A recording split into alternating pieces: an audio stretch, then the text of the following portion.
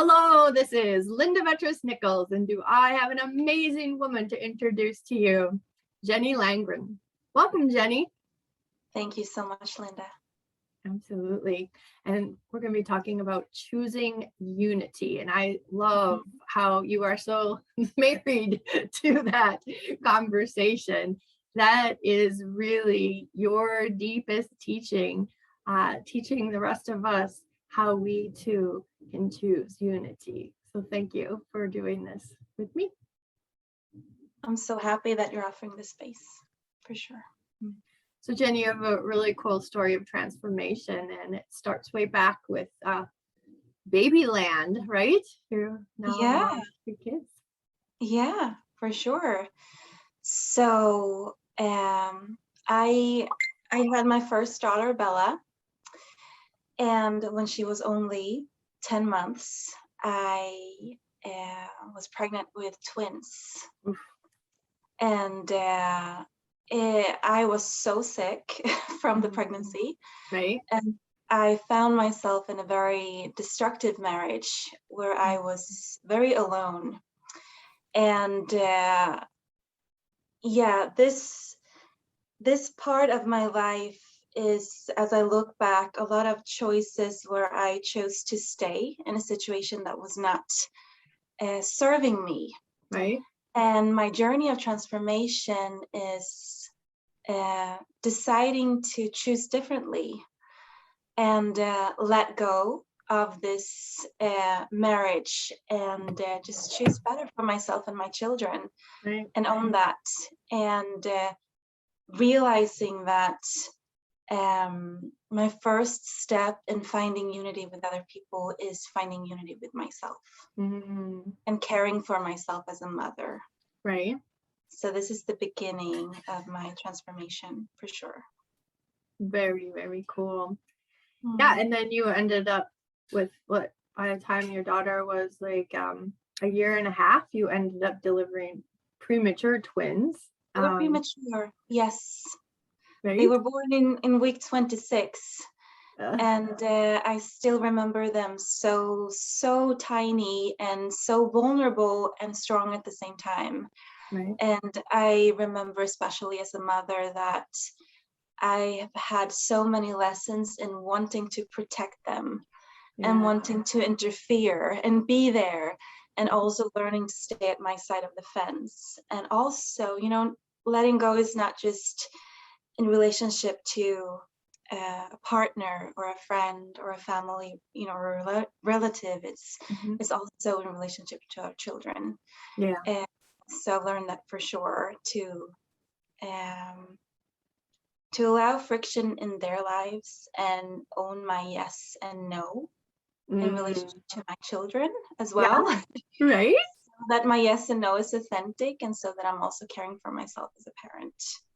So beautiful. And you're a working parent as well. So as far as like a job for a company outside of your home, and yeah, that's heavy duty. And I can't believe how we ended up, I chose your slides and you just like, oh, you're not going to believe how that resonates so well with me, because initially you didn't even have a car. You had what's called a box bike. I'm like, what's a box bike? So you had a box that is large enough for 3 children, and through the Swedish winter for a whole year, you bicycled the kids to school and yourself to work. That just blows me away. Yeah. Well, we're pretty resilient when we don't have a choice, right?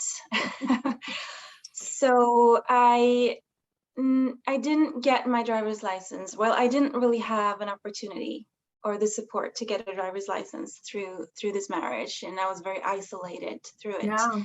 And just walking out, well, what I had was that I could get this box bike, and it really turned into a great opportunity for the children and myself to own our moods in the morning. Yeah, I love that teaching that went on in that little box. And speaking of boundaries and letting go, you know, to allow that friction to be like, this is where we're at right now, acceptance. This is what mommy can do right now. Yes. We have this box bike that serves us, and we get to dress up in the cool Nice and winter warm. morning. Yeah. And get in there and care for one another, and just get through our day and be grateful for everything that we have.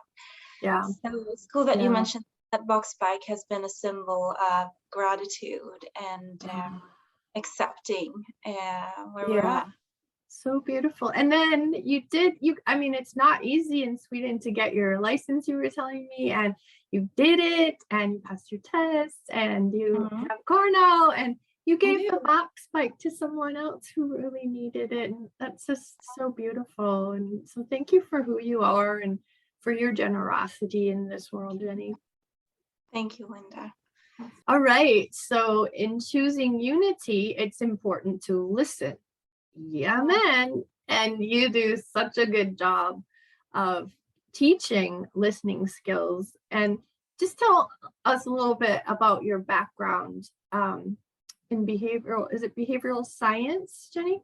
Yes. Well, I studied social work to begin with. And before I was done with my studies, I did finish them.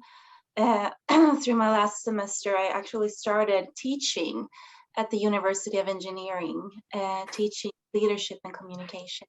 Okay, wonderful. Yes. So I realized pretty early on that I was devoted to leadership, and actually, to go back to the beginning, it all started with being fascinated with the destructive cults.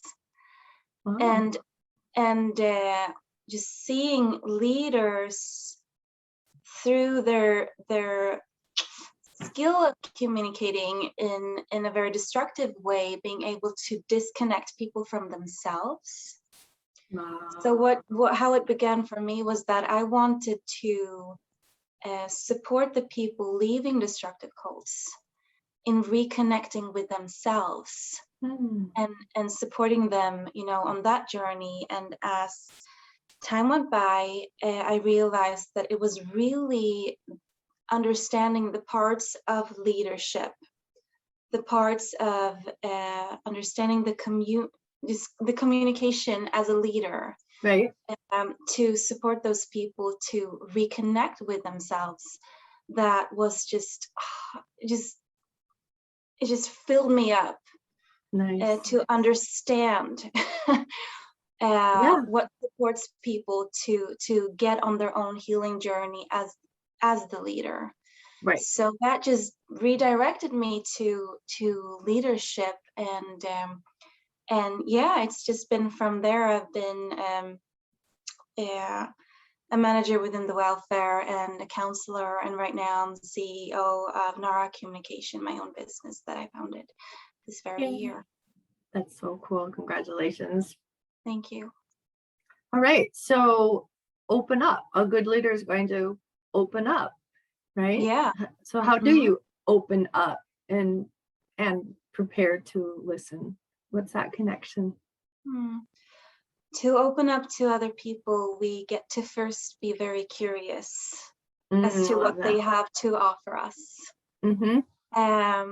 I found that people who are vastly different from myself offer me the greatest lessons in self-exploration. Wow, that's huge. And like I'm an introvert myself, and when I understand that people who are extroverted, for example, they teach me on the parts that I yet have to discover about myself, because I do have introverted parts as well.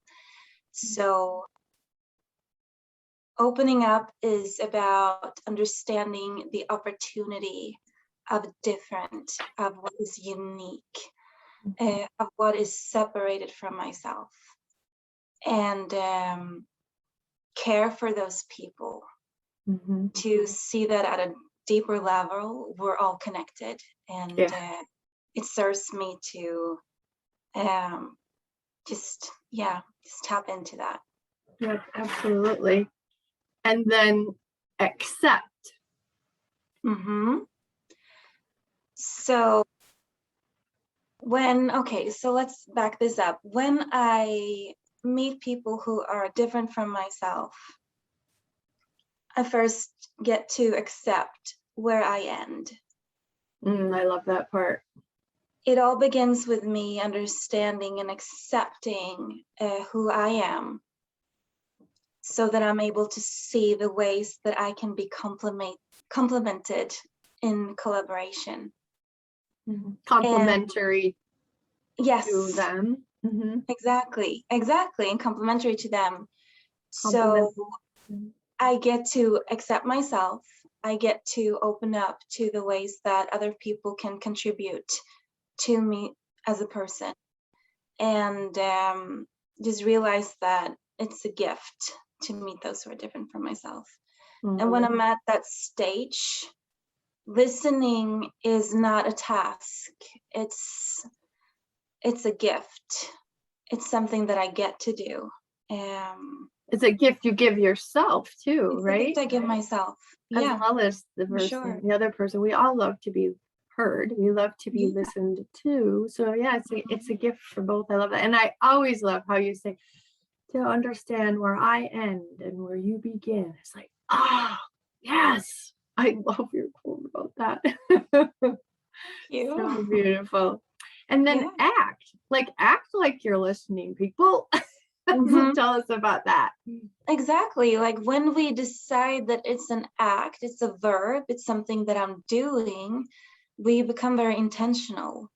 That listening to this person sitting in front of me is something that I choose to do. And when we step into choice, we really reclaim our power. Right. Oh, I didn't just end up here. Like I choose to be here. I choose to be present and hold space for this person and acknowledge them for who they are. And I don't really have to agree with them. I can acknowledge, hold space for them and their point of view, and that will enrich in me as well. Beautiful. I love it. Thank you so much, Jenny. You're welcome. I'm so happy to be here. Good to have you. Bye-bye. Bye.